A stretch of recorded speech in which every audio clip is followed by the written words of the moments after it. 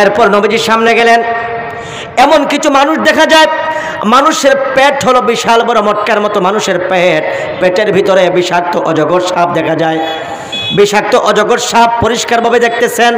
ওই সাপগুলো মানুষকে সবল দিচ্ছে, দংশন করতেছে। নবীজি জিবরিলকে বলতেছেন, আরে জিবরিল, এত কঠিন আযাব কেন দেওয়া হচ্ছে? এবার জিবরিল বলতেছেন, ইয়া রাসূলুল্লাহি, এই সমস্ত মানুষেরা দুনিয়ার মধ্যে তারা সুদ খেয়েছে, হারাম ইনকাম করেছে, ঘুষ খেয়েছে, যার কারণে আজকে এমন অবস্থা হয়ে গেছে, নাউযুবিল্লাহ। এরপর নবীজি সামনে গেলেন। লক্ষ্য করে দেখেন, একটা কঠিন চিত্র দেখা যায়, রক্তের সাগর দেখা যায়। রক্তের সাগরে কিছু মানুষ সাঁতার কাটতেছে, হাবুডুবু খাচ্ছে। রক্তের সাগর দেখা যায়, মানুষ সাঁতার কাটতেছে। তারা যখনই সমুদ্রের কিনারে আসবে, এমন সময়ে ফেরেশতারা বিশাল বড় বল্লম দ্বারা আঘাত করতেছেন।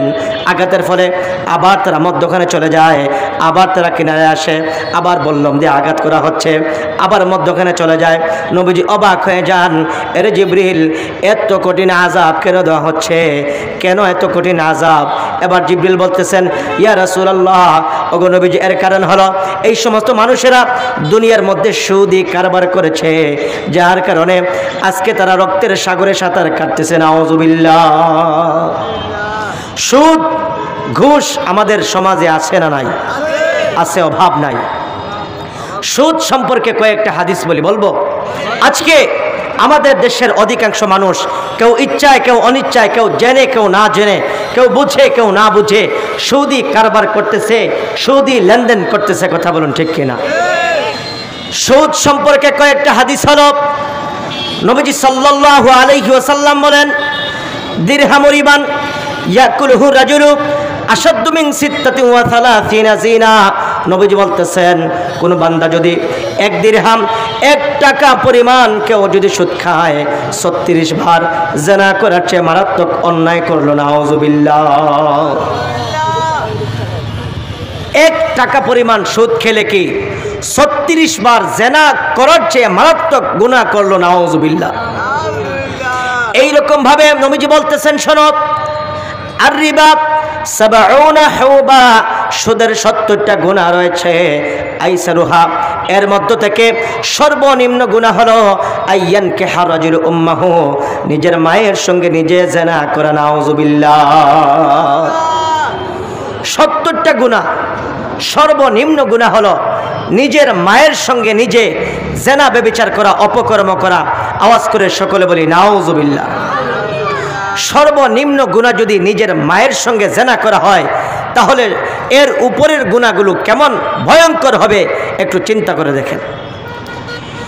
এইরকম হাদিস শরীফে পরিষ্কার রয়েছে, লানা রাসূলুল্লাহি সাল্লাল্লাহু আলাইহি ওয়াসাল্লাম আকিলার রিবা ওয়া মুকিলাহু ওয়া শাহিদাইহি ওয়া কাতিবাহু।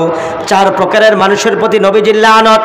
1 নাম্বার হলো আকিলার রিবা, যে নিজে সুদ খাবে। 2 নাম্বার ওয়া মুকিলাহু, অন্যকে যে সুদ দিবে। 3 নাম্বার হলো ওয়া শাহিদাইহি, সুদি কারবারের যারা সাক্ষ্য হবে। আর 4 নাম্বার হলো ওয়া কাতিবাহু, সুদি কারবার যারা, সুদি লেনদেন যারা লিপিবদ্ধ করবে। এই 4 শ্রেণীর মানুষের প্রতি নবীজির লানত, নবীজির অভিশাপ রয়েছে। কিয়ামত পর্যন্ত তারা কখনো সুখে শান্তিতে থাকতে পারবে না।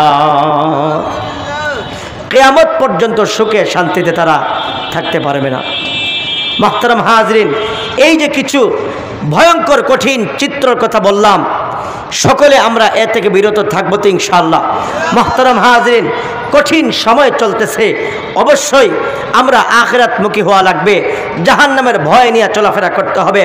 ও মুহতারাম হাজরিন, এমন কঠিন সময়, এত ফিতনা চলতেছে, ঈমান নিয়ে আজকে বাঁচা মুশকিল হয়ে গিয়েছে।